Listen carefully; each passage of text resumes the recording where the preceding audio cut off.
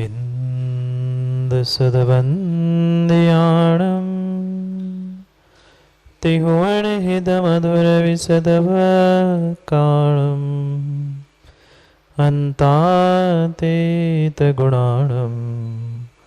नमो जिनाणं जितभवाणं सहजानन्दचैतन्य प्रकाशाय महीयसे नमोऽनेकान्तविश्रान्त महिम्ने परमात्मने स्वसंवेदनसिद्धाय जिनाय परमात्मने शुद्धजीवास्तिकायाय नित्यानन्दचिदे नमः। नमो हरिहन्ताणं नमो सिद्धाणं नमो आयरीयाणं नमो वत्सायाणं नमो लोहे सवसाहु। पंच परमेश्वर भगवान की परम पूज्य आचार्य भगवान कुंद कुंद स्वामी की परम पूज्य आचार्य भगवान अमृतचंद्र स्वामी की परम पूज्य आचार्य भगवान जयसेन स्वामी की परम पूज्य आचार्य भगवान गुरुवर विशुद्ध सागर जी महाराज की अहिंसा में विश्व धर्म की अंतिम तीर्थेज वर्धमान स्वामी के शासन में हमसे विराजते और उनकी यह पावन पीयूष देशना हम सभी के लिए परम उपकारी। उपकारमयी देशना को समझने के लिए जो हमने अनुयोगों की व्यवस्था समझी थी, उन अनुयोगों में महान अनुयोग द्रव्यानुयोग और द्रव्यानुयोग के रहस्य को समझने के लिए हम सभी यहाँ पर पंचास्तिका ग्रंथ का स्वाध्याय कर रहे हैं। भव्यात्माओं, आचार्य प्रवर कुंद कुंद स्वामी ग्रंथराज पंचास्तिकाय में हम सभी भव्यों के लिए 7 तत्व रूप, 9 पदार्थ रूप, 6 द्रव्य, 5 अस्तिकाय रूप वस्तु का स्वरूप समझा रहे थे। और वस्तु के स्वरूप को समझाने से पूर्व अपने इष्ट भगवान को निर्विघ्न कार्य की सिद्धि के लिए मंगलाचरण स्वरूप भाव नमस्कार कर रहे थे। उस असाधारण भाव नमस्कार को समझने के लिए, उस असाधारण भाव नमस्कार को कहने के लिए आचार्य भगवंत ने उनके 4 विशेषण बताए। पूजातिशय, ज्ञानातिशय, वचनातिशय आदि कह के उन्होंने कर्मों को जीतने वाले जिनेंद्र भगवान को असाधारण भाव नमस्कार किया। एक एक शब्दों को समझकर उसका विस्तार से व्याख्यान करते हुए विशेष और विशेषण संबंध के साथ हमने शब्दार्थ समझा। कल हमने नयार्थ समझने का पुरुषार्थ किया था। उसमें से हमने 3 मुख्यता से 3 नयों को यहाँ पर समझा। कल हमने समझा था वस्तु को समझने के लिए प्रमाण और नय, ये 2 साधन हैं। उन दो साधनों में से सर्वांग वस्तु को समझना, संपूर्ण वस्तु को एक साथ समझना, यह प्रमाण था। और उसके ही कुछ अंशों को, कुछ अंगों को, कुछ अवयवों को, किसी के अभिप्राय को, यह सब कुछ नय था। उस नय के भी हमने 2 भेद समझे, एक द्रव्यार्थिक पर्यार्थिक, द्रव्य की मुख्यता से द्रव्यार्थिक, पर्याय की मुख्यता से पर्याय। और भी एक प्रकार से हमने नय का विभाजन समझा, निश्चय नय और व्यवहार नय। जहाँ अभेद कथन है वहाँ कौन है? वहाँ निश्चय नय है। और जहाँ भेद के साथ उपचार या उपचार के साथ भेद है वहाँ पर व्यवहार। निश्चय के हमने दो भेद समझे। जहाँ मिलावट है वहाँ अशुद्ध निश्चय है, और जहाँ कोई मिलावट नहीं है, निरुपाधिक सोपाधिक इन शब्दों से मिलावट को समझते हुए जहाँ मिलावट नहीं है वहाँ शुद्ध निश्चय ने हमने समझा। व्यवहार के भी सामान्य रूप से हमने दो भेद किए, एक असद्भुत और एक सद्भुत, एक सद्भुत एक असद्भुत। समान सत्ता जिसकी है, एक ही सत्ता जिसकी है वह सद्भुत है, और भिन्न भिन्न सत्ता भिन्न भिन्न वस्तु में जो नए का विषय लगाया जा रहा है वह असद्भुत व्यवहार नए था। सामान्य रूप से हमने सभी के दृष्टांत समझे थे। आत्मा केवल ज्ञानमयी है, आत्मा मतिश्रुत ज्ञानमयी है। नाम नहीं ले रहा हूँ नयों के, दृष्टांतों से समझना। आत्मा केवल ज्ञानमयी है, आत्मा मतिश्रुत ज्ञानमयी है। फिर व्यवहार के भी हमने जो दो भेद किए थे, ये अंगूठा सीधे हाथ पे है और यह पेंसिल हाथ में है। इस प्रकार से दृष्टांतों को समझते हुए कल हमने नयार्थ पढ़ा था। जो भाव नमस्कार था वह भाव मेरे ही अंतर में, मेरे ही आत्मा में था, पर फिर भी मन की सत्ता में था, इसलिए मिलावट थी, कर्म थे इसलिए अशुद्ध था। पर भेद करके नहीं कहा था, अभेद था इसलिए निश्चय था, और एक देश कथन था इसलिए नय था। इस प्रकार से अनंत ज्ञानादि गुणों का स्मरण करते हुए जो हमने भाव नमस्कार किया था वह अशुद्ध निश्चय नय की अपेक्षा से था। भाव नमस्कार अशुद्ध निश्चय नय की अपेक्षा से था। पुनः जो द्रव्य नमस्कार था, वचनात्मक नमस्कार था, वचन मेरे आत्मा से भिन्न थे। मेरी आत्मा की सत्ता जीव रूप थी, उस शब्दों की, वचनों की, द्रव्य की सत्ता पुद्गल रूप थी। इसलिए उसको हमने असतभूत, भिन्न सत्ता वाला होने से असतभूत भेद करके कहा था। भेद था इसलिए उसे व्यवहार, और एक देश कथन था इसलिए नय का। इस हिसाब से द्रव्य नमस्कार को हमने असद्भुत व्यवहार नय की अपेक्षा से समझा। पुनः जो शुद्ध निश्चय नय था वहाँ पर कोई मिलावट नहीं। शक्ति की अपेक्षा से मैं ही आराध्य हूँ, मैं ही आराधक हूँ, वहाँ कोई भेद भी नहीं था, कोई मिलावट भी नहीं थी, पर फिर भी एक ही अंश को ग्रहण किया था।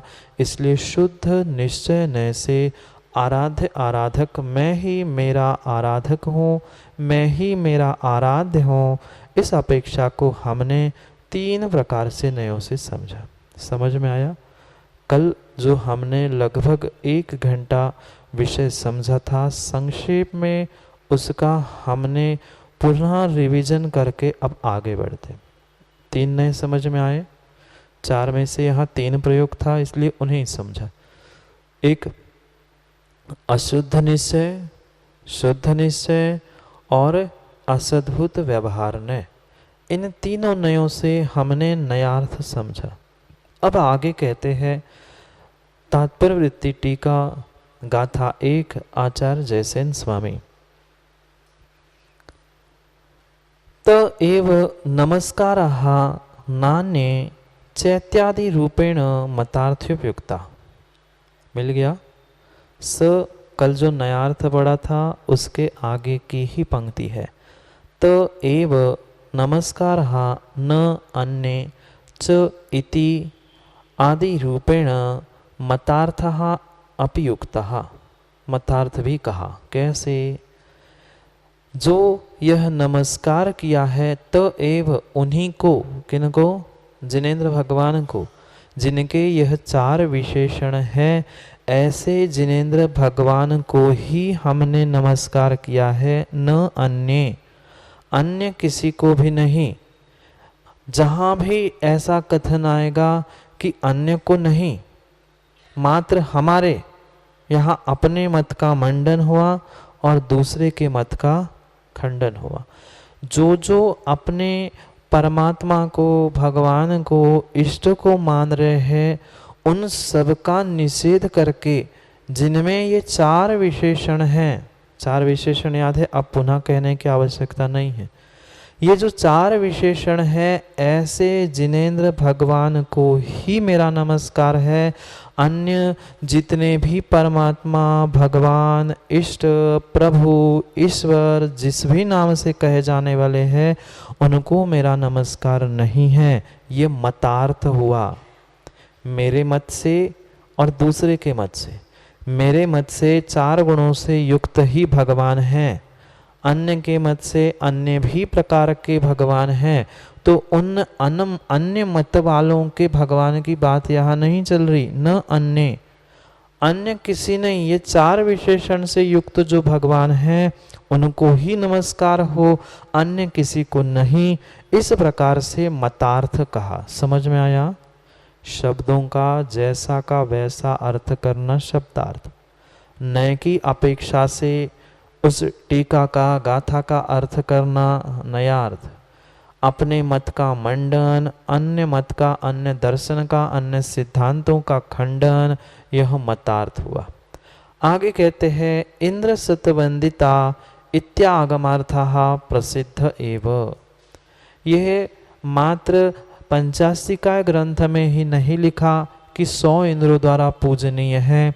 ऐसे अनेक आगम ग्रंथों में, जैसे आचार्य भगवान द्रव्य संग्रह की टीका में ब्रह्मदेव सूरी महाराज आदि आदि अनेक अनेक ग्रंथों में 100 इंद्रों द्वारा ये अरिहंत, ये जिनेंद्र पूजनीय है, ये सभी आगमों में प्राप्त होता है, इसलिए यही आगमार्थ हुआ। समझ में आया? सभी आगमों के परिप्रेक्ष्य में उस गाथा का अर्थ करना। 100 इंद्रों द्वारा मात्र पंचास्तिकाय में कुंद स्वामी ने नहीं कहा, अन्य भी ऐसे आगम हैं, उस आगमार्थ की अपेक्षा से भी 100 इंद्रों द्वारा वंदनीय कहा। अनंत ज्ञानादि गुण युक्त शुद्ध जीवास्ति कायमेवोपादेय इति भावार्था। अब भावार्थ, अनंत ज्ञान आदि गुण युक्त शुद्ध जीवास्ति कायम एव उपादेय इति भावार्थ। क्या कहा? भावार्थ क्या है? हमने समझा था भावार्थ जब कहा जाता है तो वहाँ पर मात्र संक्षेप में सारांश बताया जाएगा कि तुम्हारे लिए ग्रहण क्या करना चाहिए। जैसे गद्य की भाषा की या किसी भी उसकी पुस्तक पढ़ने के बाद कथा के आगे सबसे आखिरी में सारांश लिखा रहता है, निर्देश लिखा रहता है, ग्रहण करने योग्य वस्तु लिखी रहती है। ऐसे ही ये टीका, गाथा, इस सब कुछ तो पढ़ा, पर इसमें ग्रहण करना क्या है, हमारे लिए उपादेय क्या है और हेय क्या है। हेय यानी छोड़ने योग्य वस्तु, उपादेय यानी ग्रहण करने योग्य वस्तु। तो पूरी टीका में, गाथा में ग्रहण करने योग्य क्या है, इसका सारांश क्या है, निर्देश क्या है, निचोड़ क्या है, एक वाक्य में कह दिया, अनंत ज्ञानादि गुण युक्त शुद्ध जीवास्ति कायम एव उपादेय। कौन उपादेय है? मात्र शुद्ध जीवास्ति काय ही उपादेय है। कैसी? अनंत ज्ञानादि गुणों से युक्त शुद्ध जीवास्ति काय ही उपादेय है। कौन सी पर पंडित जी? जो शुद्ध जीवास्ति काय कह रहे हैं, कौन सी शुद्ध जीवास्ति काय? सिद्धालय वाली, सिद्धालय वाली कि भीतर वाली? सिद्धालय वाली पंडित जी उपादेय है कि मेरे लिए मेरी आत्मा उपादेय है? बहुत अच्छे से माँ समझना, सिद्धालय के शुद्ध सिद्ध बुद्ध उन भगवंतों से मेरा कल्याण होने वाला नहीं है, वे निमित्त भूत है, उपचार भूत है। उनको समझकर हमें अपने आप को ही प्राप्त करना है। व्यवहार से हम कहते रहे, व्यवहार यानी भेद, व्यवहार यानी भेद, और उपचार, उपचार से भेद से उस सिद्ध परमात्मा को हम सिद्ध बुद्ध मेरे जैसा स्वरूप तो मान ले, पर निश्चय से अभेद रूप से मेरे लिए उपादेय कौन है? अनंत ज्ञानादि गुण युक्त शुद्ध जीवास्तिका है। कौन सी शुद्ध जीवास्तिका है? वे तो शुद्ध बुद्ध सिद्ध हो चुके, उनको देखकर उनके जैसा स्वरूप मेरा है, और मेरे लिए वही वही वही उपादेय भूत है। अभी तक जब तक हम व्यवहार पक्ष में हैं, तब तक पंडित जी, पंच परमेष्ठी, सिद्ध भगवान, गुरु, ये सब कुछ माँ उपादेय है। कब तक? जब तक हम व्यवहार पक्ष में हैं। पर जैसे ही निश्चय में पहुंचेंगे, निश्चय नए से सोचेंगे या निश्चय में भीतर पहुंचेंगे, यह पंच परमेष्ठी भी तत्वसार में आचार्य महाराज ने परगत तत्व कहा है। पर तत्व है कि नहीं? भले ही शुद्ध जीवास्तिका है, पर वह शुद्ध जीवास्तिका सिद्धों को समझने से मैं शुद्ध सिद्ध हो जाऊंगा क्या? नहीं, मुझे अपने ही भीतर बैठे हुए शुद्ध सिद्ध शक्ति रूप परमात्मा को पहचानना होगा, और वही वही वही मेरे लिए मात्र उपादेय भूत है। अन्य ब्रह्मांड में उपादेय मतलब क्या? ग्रहण करने योग्य। उन सिद्धों को ग्रहण कर पा रहे हो क्या? जो सिद्धालय में पहुंचे हैं, हम ध्यान में कर ले, चिंतन में कर ले, ये सब कुछ ठीक है, पर जैसे तुम अपने परमात्मा शक्ति से युक्त आत्मा को ग्रहण कर पा रहे हो, वैसे उन सिद्धों को नहीं कर सकते। इसलिए निश्चय से परम शुद्ध जीवास्तिकाय जो मेरे ही भीतर है, वही मेरे लिए उपादेय भूत है, और जो व्यवहार से है तो है। समझ में आया? नयार्थ भी समझा, और यही भावार्थ है। भावार्थ, सारांश, संक्षेप। शुद्ध जीवास्तिकाय मेरे लिए सारभूत है। व्यवहार से कहना है तो सिद्धालय वाली कह दो, और निश्चय से कहना है तो मेरे भीतर की कह, पर दोनों मेरे लिए उपादेय है। मात्र शुद्ध जीवास्तिकाय अनंत ज्ञानादि गुण से युक्त, अन्य कोई भी शुद्ध जीवास्तिकाय या अन्य कोई भी जीवास्तिकाय हमारे लिए कार्यकारी नहीं है। वह सिद्ध भगवान जो शुद्ध जीवास्तिकाय है, वह निमित्त भूत तो है, पर उपादान मेरा होना। उनको समझकर, उनको देखकर मुझे अपने ही भीतर के सिद्ध शुद्ध जीवास्तिकाय को प्रकट करना है, और वही मेरे लिए ग्रहण करने योग्य है, अन्य नहीं और अन्यथा नहीं। इस प्रकार से इति भावार्थः, यह इस प्रकार से भावार्थ पूर्ण हुआ। अब आगे पढ़ते हैं अगले पैराग्राफ को। अनेन प्रकारेण शब्द नय मतागम भावार्था।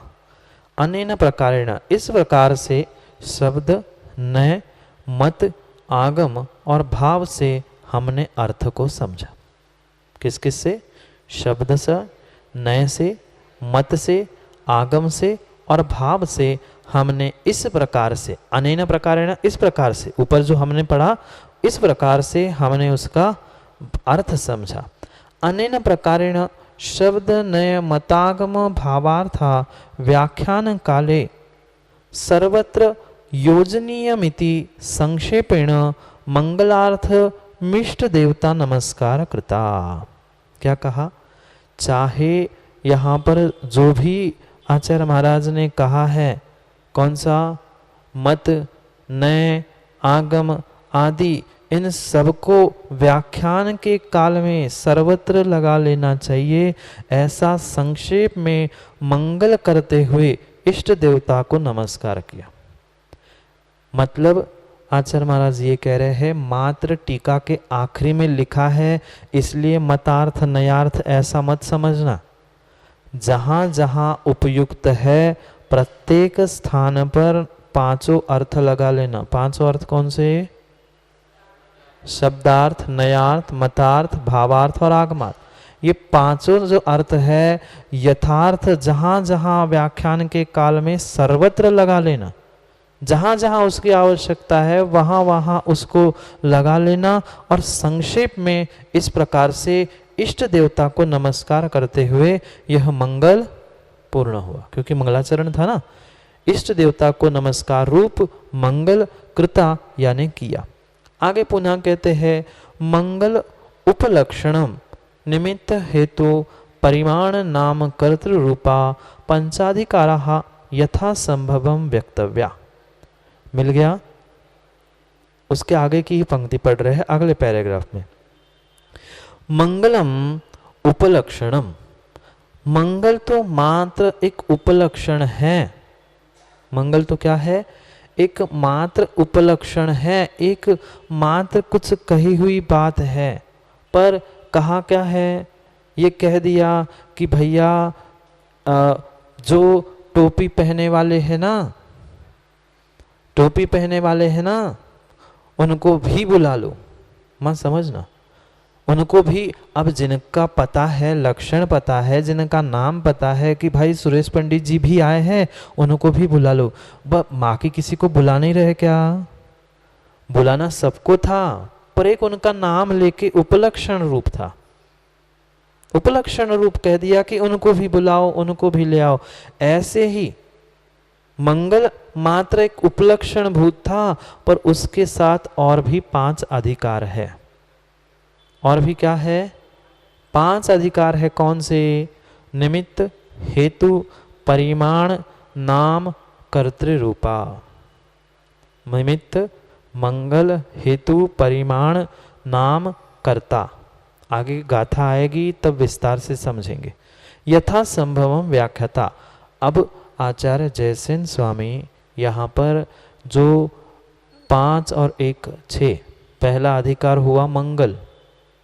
कौन सा अधिकार हुआ? टीका में मंगल रूप पहला अधिकार हुआ। अब शेष 5 और अधिकार होते हैं, उसको यथा संभवम वक्तव्य, यथा संभव कहते।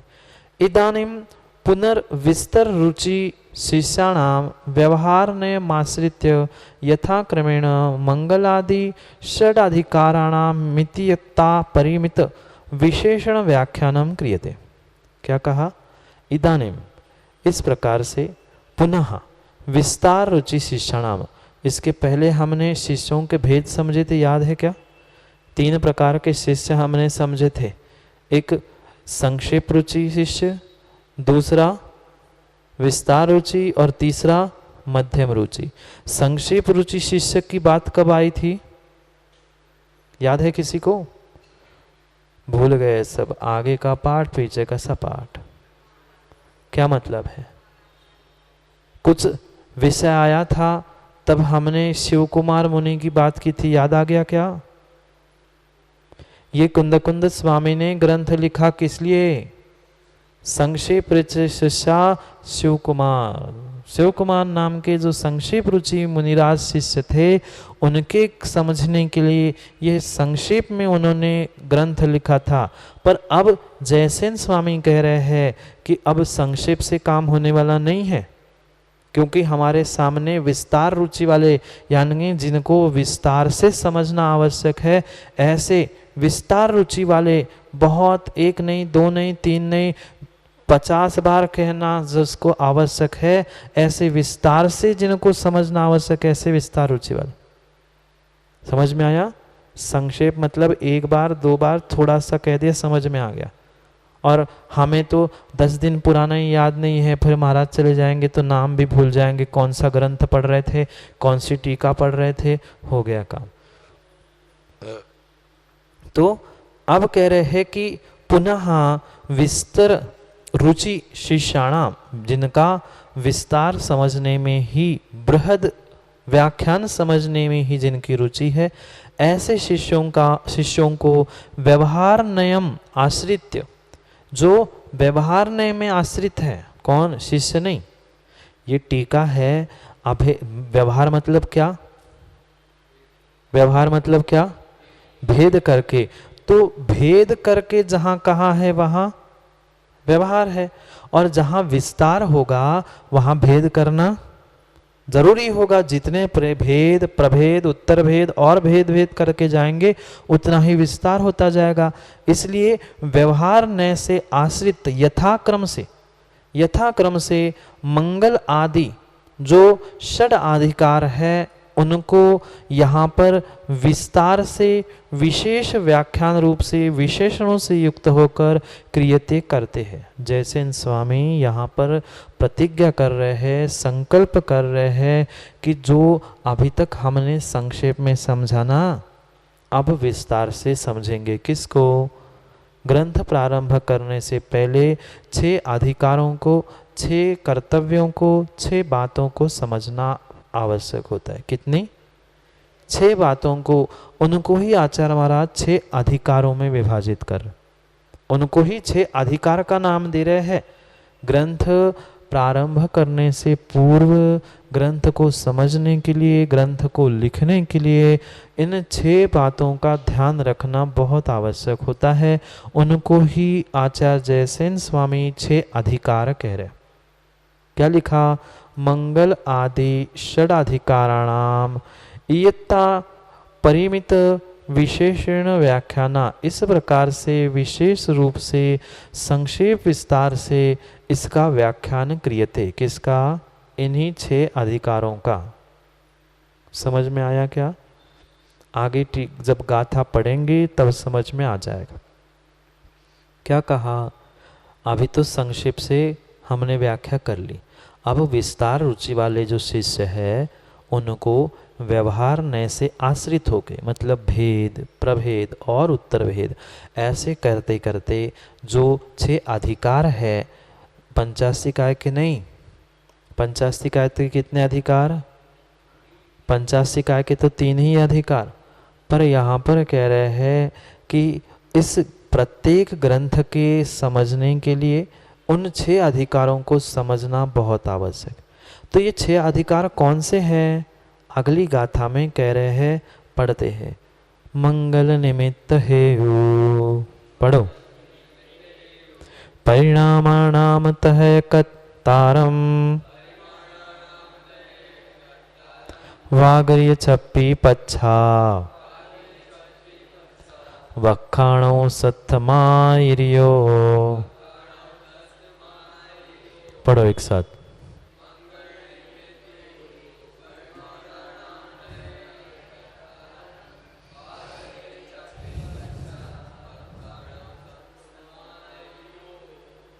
छह अधिकार लिख लो, फिर व्याख्या करते हैं।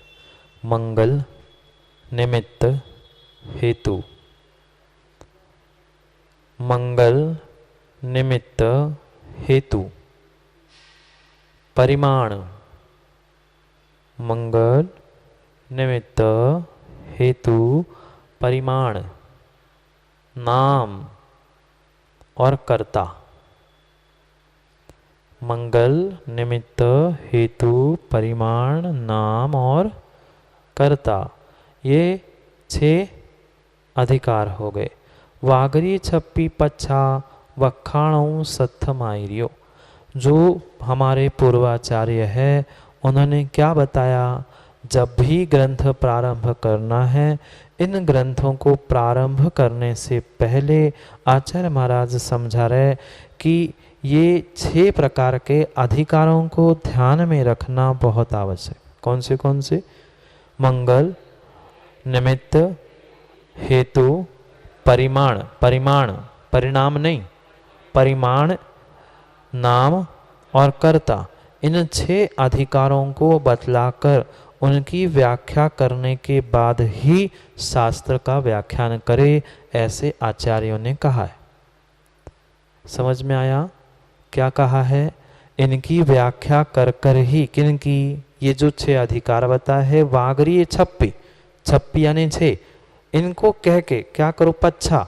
उसके बाद वक्खाणों व्याख्यान करो। किसका? मूल ग्रंथ का व्याख्यान जब भी करो उसके पहले इन 6 अधिकारों को समझना आवश्यक।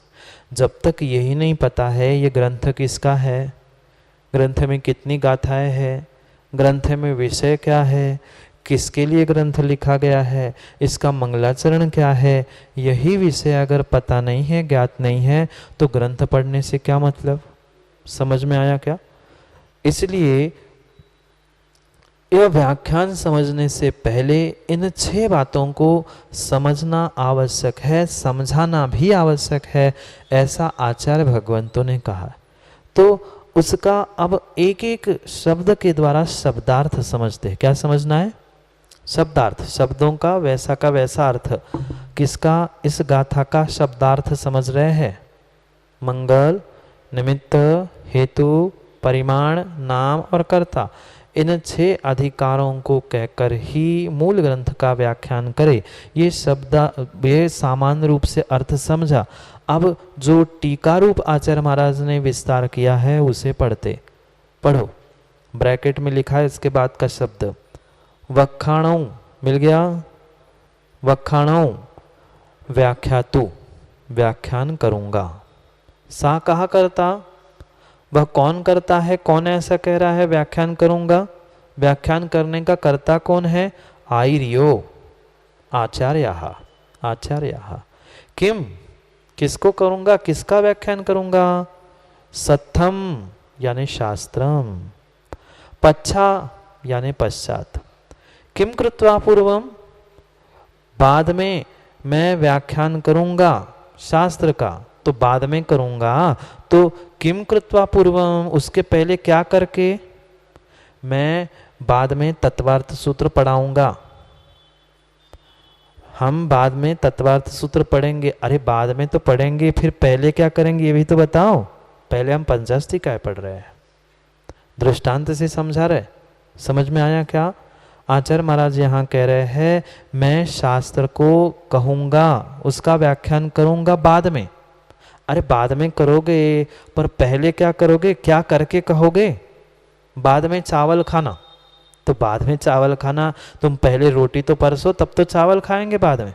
तुमने पहले चावल परस दिया और खा रहे बाद में चावल खाना। अरे पहले रोटी तो परसो, बाद में चावल खाना है ना, ठीक है रख दिया थाली में, पर उसके पहले भी तो कुछ परसो कि बाद में खाऊं। समझ में आया? आचार्य महाराज कह रहे हैं कि शास्त्र का व्याख्यान बाद में करूंगा। बाद में तो करोगे आचार्य महाराज, फिर पहले क्या करोगे ये तो बताओ। किम कृत्वा पूर्वम, प्रश्न समझ में आया? किम कृत्वा पूर्वम, पहले क्या करके कहते हैं? वागरीय व्यावकृत्य व्याख्याय, जो वर्तमान का यह व्याख्यान है उसको करूंगा। कान, किसका किसका करूंगा?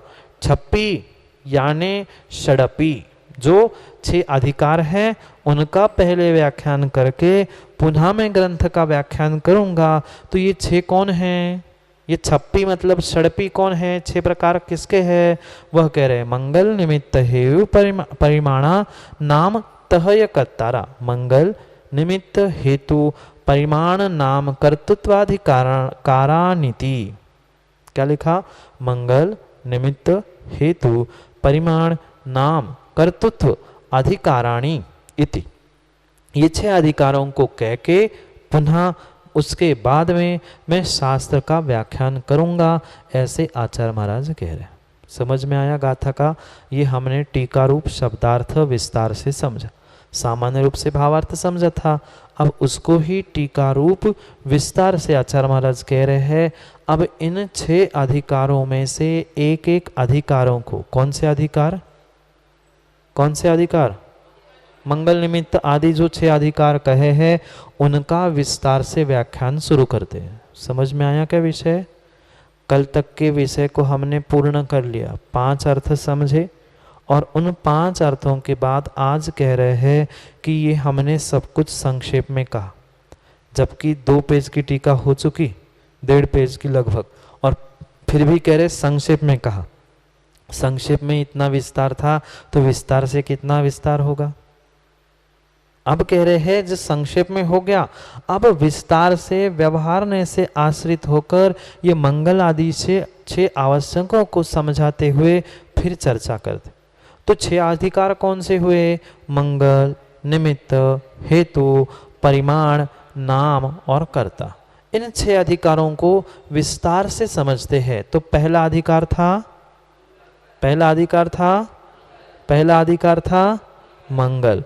अब मंगल के विषय में कहते हैं तद्यथा मलम पापम गालयति विध्वंसिति मंगलम, अथवा मंगम पुण्यम सुखम तल्लाति आदत्ते गृह्णति वा मंगलम।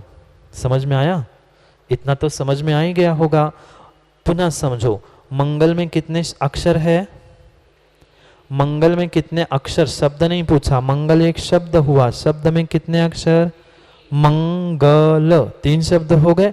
अब यहां पर उसका ही विभाजन करते हुए कह रहे हैं मलम मंगल, मलम पापम गालयति विध्वंसेति मंगलम। मंग या मल, मंग का ही दूसरा अर्थ है मल।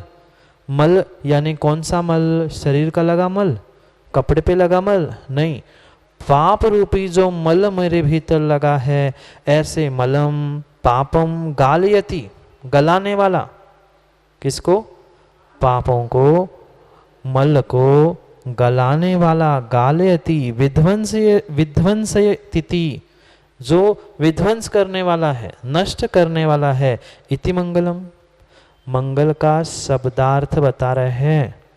व्युत्पत्ति अर्थ याद है क्या? याद आ गया? 2 प्रकार के अर्थ, व्युत्पत्ति और अव्युत्पत्ति।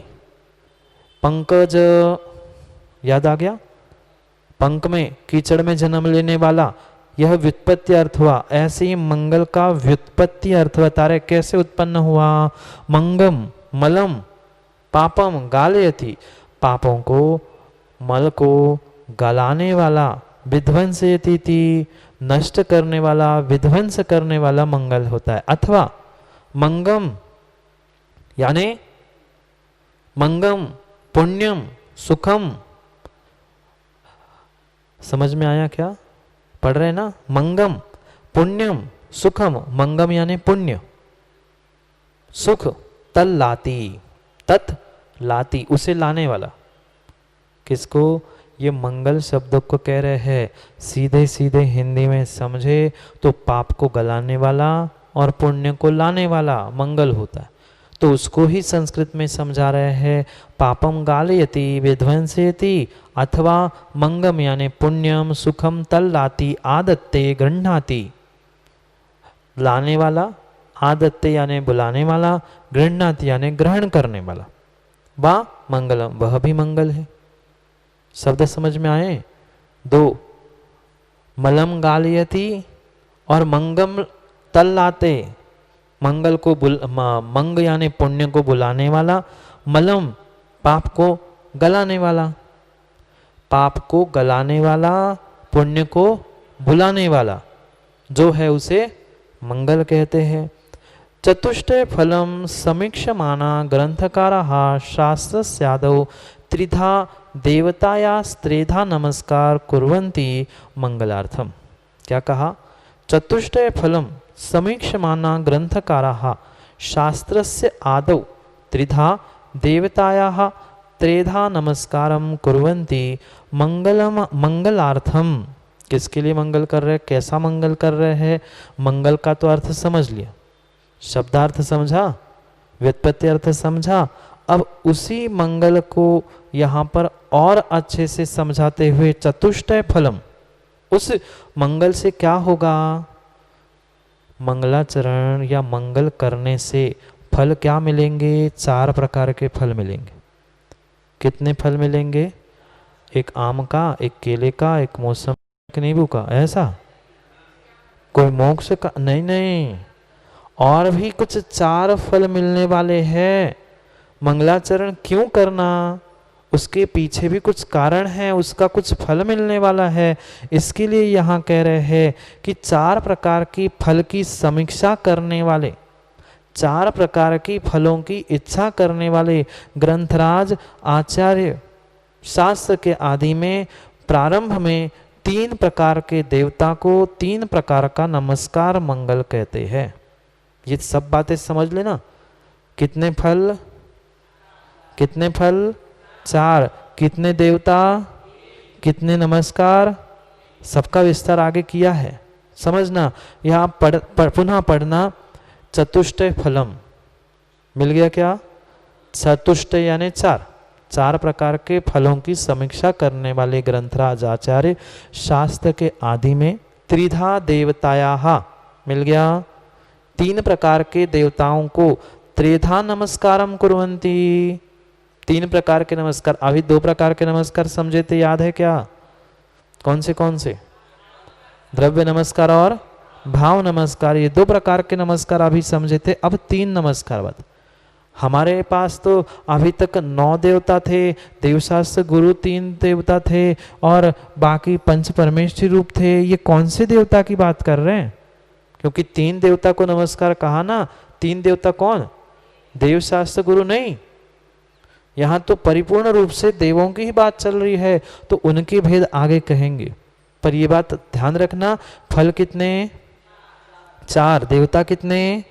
नमस्कार कितने? 3। क्रम से आगे समझते हैं। उस नमस्कार करने के लिए, मंगल करने के लिए नमस्कार करते हैं। किस प्रकार के मंगल के लिए नमस्कार करते हैं? वो 4 फल कौन से?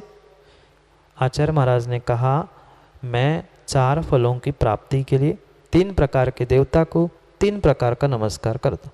शिष्य ने पूछा, आचार्य महाराज आपने ये कहा, बहुत अच्छा कहा कि 4 प्रकार के फल मिल जाए या 4 उसका कुछ उद्देश्य है 4 प्रकार का, तो कौन से 4 प्रकार के फल है, कौन से 4 प्रकार के हेतु है, वो भी तो बताने की कृपा करो। तो आचार्य महाराज पुनः कहते हैं, नास्तिक्य पर हारस्तो। पढ़ो। क्या आपके पास नहीं है क्या? पढ़ो ना एक साथ फिर। नास्तिक्य परिहारस्तु शिष्टाचार प्रपालन पुण्य व्याप्ति निर्विघ्न शास्त्रादौ तेन संस्तुतिः। पढ़ो एक साथ।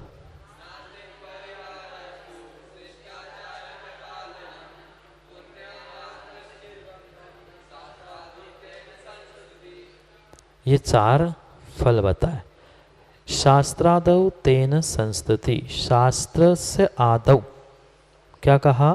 शास्त्र के आदि में प्रारंभ में संस्तुति, स्तुति यानी भगवान के गुणों का स्मरण करके उनका गुणानुवाद करना, ये स्तुति है। संस्तुति, अच्छे तरह से स्तुति करना चाहिए शास्त्र के आदि में। किस लिए? तेन, इन कारणों से। कौन से कारण? 4 कारण बता रहे। किन कारणों से भगवान की स्तुति मंगलाचरण में की जाती है वह बता रहे। मंगलाचरण मतलब माताओं हमने क्या समझा? माइक पकड़ा, इधर का भजन उधर का भजन, ये 4 लाइन वो 4 लाइन सुना दी, ये मंगलाचरण नहीं है। जब तक पंच परमेष्ठी देवता या किसी भी परमेष्ठी का जयकारा नहीं है, नमोकार मंत्र नहीं है, तो किंचित भी मंगलाचरण नहीं है।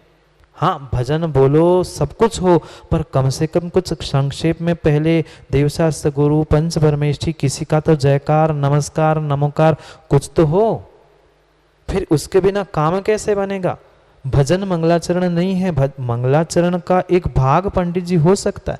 हाँ, भजन में कोई परमेष्ठी के गुणों का गुणानुवाद है, उसका जयकारा है, उनका स्मरण है, तो फिर भी चल जाएगा। पर आज अक्सर ऐसा होता है कि पिक्चर की धुन पर भजन सुना दिया इधर उधर का और बैठ गए, हो गया मंगलाचरण। नहीं, मंगलाचरण क्या पंडित जी? आजकल जिनवाणी की स्तुति होती जरूर है, पर प्रवचनों में जिनवाणी होती कहाँ है? ऐसा नहीं देखा जाता क्या? प्रवचन भी और मंगलाचरण भी भगवान के गुणों का स्मरण रूप ही होना चाहिए। भगवान की वाणी ही जिनवाणी है, तभी तो जिनवाणी स्तुति पढ़ेंगे। किस बात की जिनवाणी स्तुति? घर गृहस्थी की बातें बता दी, इधर उधर की सास बहू की बातें बता दी, हो गया? नहीं, ये प्रवचन नहीं, बिल्कुल भी प्रवचन नहीं है। अरे जीवन में कहाँ पर क्या लड़ाई हो रही, कहाँ पर कौन क्या कर रहा है, या घर घर की कहानी आपको पता नहीं है क्या? सबने देख ली पूरी शाम तो उस रंगीन तुम्हारे सीरियल से तो रंगी है सभी चैनल में, नहीं देखते ना माता? पूरा सब समय छोड़ के उनको देखते, इसका वो उसका वो, बस लड़ो झगड़ो यही देख। वो प्रवचन नहीं है। प्रवचन और स्तुति तो मंगलाचरण क्या है माँ? भजन का माम मंगलाचरण नहीं है। जब तक इष्ट को नमस्कार नहीं है, देव शास्त्र गुरु पंच परमेष्ठी को नमस्कार नहीं है, उनकी स्तुति नहीं है, तब तक वह मंगलाचरण नहीं है। नास्तिक्य परिहारस्तु, 4 फल लिख लो। नास्तिकता का परिहार, नास्तिक्य परिहारस्तु, नास्तिकता का परिहार, नास्तिकता का परिहार, कल विस्तार से समझेंगे, अभी लिख लो। नास्तिक्य परिहारस्तु, नास्तिकता का परिहार। शिष्टाचार प्रपालनम, शिष्टाचार का प्रतिपालन। शिष्टाचार प्रपालनम यानी शिष्टाचार का प्रतिपालन। पुण्य व्याप्ति, पुण्य की प्राप्ति। तीसरा फल, तीसरा कारण पुण्य की प्राप्ति। पुण्य व्याप्ति च निर्विघ्नम, और कार्य की निर्विघ्न सिद्धि। चौथा कारण, चौथा फल, कार्य की निर्विघ्न सिद्धि। ये कार्य की निर्विघ्न सिद्धि, इन 4 कारणों से ही संस्तुति भगवान की, प्रभु की अच्छे से स्तुति करनी चाहिए मंगल की। 4 कारण लिख दिए। नास्तिक्य परिहारस्तु, नास्तिकता का परिहार हो। मैंने ग्रंथ के प्रारंभ में या कार्य के प्रारंभ में नमो अरिहंताणम, नमो सिद्धाणम ऐसा कह दिया, उससे क्या हो गया? लोग समझ गए कि यह नास्तिक नहीं है, ये भगवान को मानता है। कोई उठाता है और काम शुरू कर देता है, समझ गए ये नास्तिक है, इसे भगवान पर, देव शास्त्र गुरु पर विश्वास नहीं है। नास्तिकता का परिहार। जो ग्रंथ प्रारंभ कर रहा है, कार्य प्रारंभ कर रहा है, उसको ये पता होना चाहिए, उसके मंगलाचरण करने से दुनिया को ये पता लगे कि ये नास्तिक नहीं है। माँ आपके भजन सुनने से ये नास्तिकता का परिहार हो जाएगा क्या? नहीं होगा। फिर मंगलाचरण है क्या? नहीं। पहला कारण, पहला फल समझ में आया, नास्तिकता का परिहार। शिष्टाचार प्रपालनम, भाई सभी के कुछ शिष्टाचार होते हैं, कुछ एटिकेट्स होते हैं, कुछ सोशल स्टैंडर्ड्स होते हैं। ऐसे ही ग्रंथ प्रारंभ करने से पहले, कुछ अच्छा कार्य करने से पहले एक स्टैंडर्ड है, एक शिष्टाचार है। प्रत्येक स्थान का अलग अलग शिष्टाचार होता है। आप कहीं अन्य स्थानों पर पार्टी फंक्शन में जाते हो तो मंदिर के जैसे वस्त्र पहन के जाते हो ना? नहीं जाते। वहाँ की वेशभूषा अलग है, वहाँ के हमारा बोलना उठना चलना सब कुछ अलग है। पर मंदिर में वैसे आओगे क्या? नहीं आएंगे। कभी भी मंदिर में खाली मस्तिष्क लेके व्यक्ति नहीं आएगा। ये शिष्टाचार बता रहे हैं। हमने मंगलाचरण किया मतलब ये हमारा शिष्टाचार है, शिष्ट आचरण है, योग्य आचरण है। कहाँ पर कैसा आचरण करना, कहाँ पर कैसे उठना बैठना बोलना, ये शिष्टाचार होता है। और ये शिष्टाचार का ही पालन करने के लिए मंगलाचरण। फिर तीसरा पुण्य व्याप्ति, पुण्य की प्राप्ति भी हो, ये तीसरा कारण है। और निर्विघ्न, भगवान का नाम ले लेंगे, स्मरण कर लेंगे तो कार्य निर्विघ्न तो होना ही होना है। उस निर्विघ्न कार्य की सिद्धि के लिए, पुण्य प्राप्ति के लिए शास्त्र के आदि में भगवान की स्तुति रूप मंगलाचरण करना चाहिए। समझ में आया? समय हो गया, समय हो गया है, क्या करूं? जल्दी आते नहीं हो, फिर जाने का समय हो जाता है जल्दी। इसलिए ये 4 कारण हुए, 3 देवता, 3 नमस्कार आदि आदि की बातें कल पुनः समय में करेंगे। मंगलाचरण के विषय में भी और बहुत विस्तार से, शायद इतना विस्तार पंडित जी और कहीं ग्रंथ में हो, इतने विस्तार से जयसेन स्वामी ने यह मंगल की व्याख्या की। द्रव्य मंगल, भाव मंगल, आदि मंगल, मध्य मंगल, अवसान, जितने जितने प्रकार मंगलाचरण मंगल के विषय में हैं उन्होंने बहुत विस्तार से कहा है। उसको हम समय पे समझेंगे। अभी के लिए इतना ही। मंगल के 4 फल हमने समझे। अब 3 देवता और 3 नमस्कार, उसके विषय में कल समझेंगे। मंगल के और भी भेद, उसको भी हम कल समय पर, समय की बात के लिए समय पे समझेंगे, क्योंकि समय पे किया गया काम समय को दिलाता है। बोली भगवान महावीर स्वामी की।